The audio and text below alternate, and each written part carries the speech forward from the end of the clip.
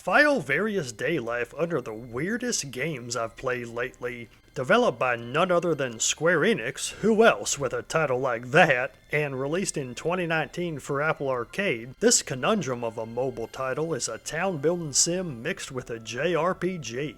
This results in an experience that will only appeal to a certain kind of player with lots of free time and plenty of patience. If that's your thing, there might be something here for you. Various Daylife accommodates its low budget first by making most of said budget, and second by oozing charm. Characters speak in a pleasing gibberish that seems to be a mix of English, Japanese, and German with a heavy emphasis on the latter. That's because you play as a new resident in a colonial town with the overall goal of expanding the colony to conquer the entire continent. All of this is painted with an old-world German vibe that's appropriately quaint and cute, well suited to a JRPG. There's no heavy themes here, you're only fighting monsters out in the wilderness, and though the main story gets dark towards the end, the overall tone is lighthearted, casual, and friendly. By the way, I said it's a mobile game, but it's available on any device with Apple Arcade. I used a laptop, and it looks and plays pretty good there.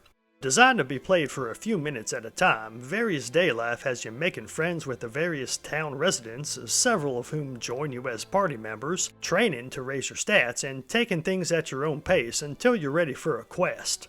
Gameplay draws a clear divide between town and field, with the town containing all the sim mechanics while fields are where you fight. Yeah, this game won't fulfill anyone's appetite for a full-blown JRPG. It leans more toward a town sim with JRPG-esque combat rather than a traditional experience. Town exploration starts out very limited with nothing but a single shop and your own house to sleep in. That's a good thing though, since your home is where you take on work, actual jobs you can do around town to earn money and raise your stats.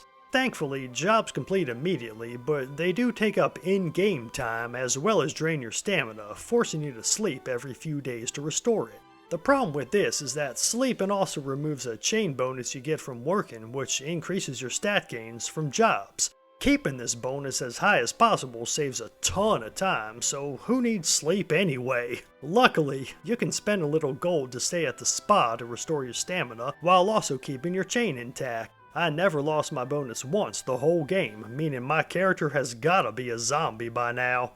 Befriending new party members unlocks new jobs, and working jobs remains a primary mechanic throughout the game. I spent dozens of hours on grinding jobs alone, clicking the job that gives the best stat boosts on that particular day, repeating a few times until my stamina was drained, running to the spa, and repeating. Yeah, it's that kind of game, although this does get less annoying after unlocking fast travel. It's not for everyone, but if you're up for some mindless grinding every once in a while, the progression offered by Various Daylife satisfies.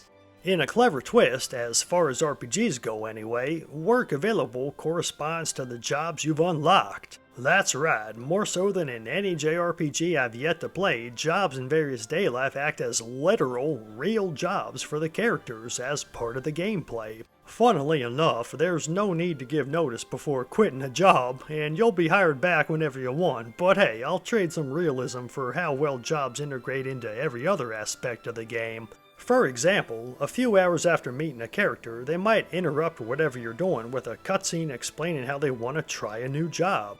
Soon after, you'll get another scene where they've taken it on, after which that job becomes available to them in combat. On top of that, they'll eventually offer to train you in that job, which also gives you new work tasks and chances to raise stats.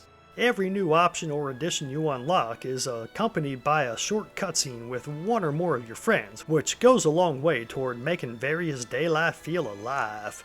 While the characters are mostly one note, each has a bit of personal backstory they'll reveal once you know them well enough. Realistic conversations, for a JRPG anyway, and snappy humor make these segments endearing in a simple way, and I missed having most characters in my party once it was time to change things up.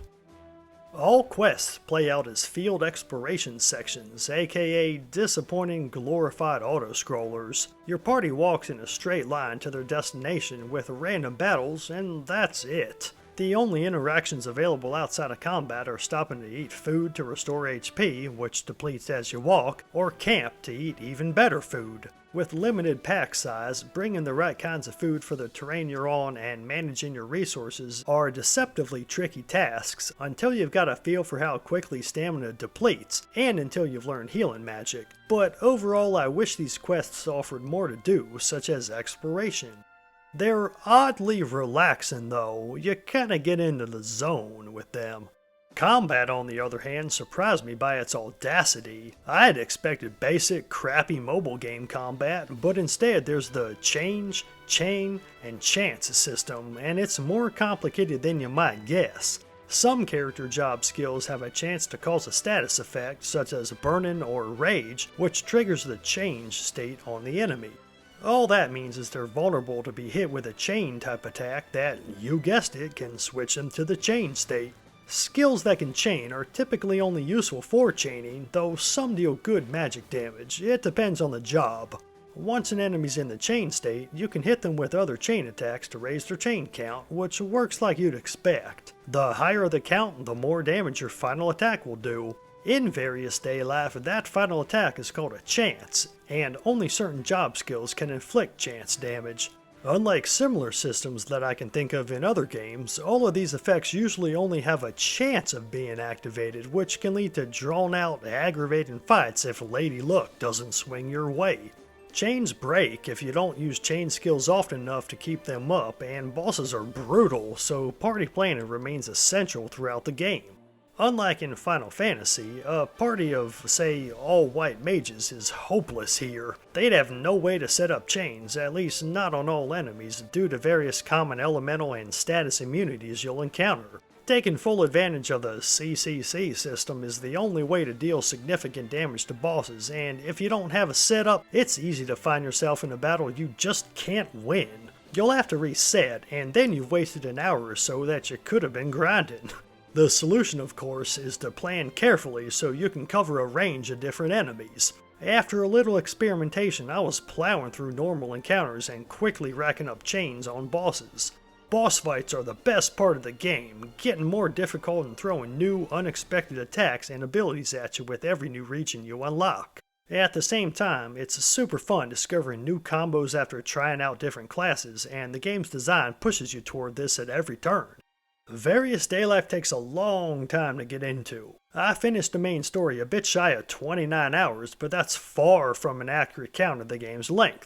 See, the true intrigue begins after the credits roll. That's where the meat of the story is, so you're looking at 50 hours at the bare minimum, and probably more like 70. I was having enough fun to take on this challenge and made it all the way to the final quest before finding out that it requires using 2 fully trained parties at once. Unfortunately, I'd only been using a core party of 4 for most of the game.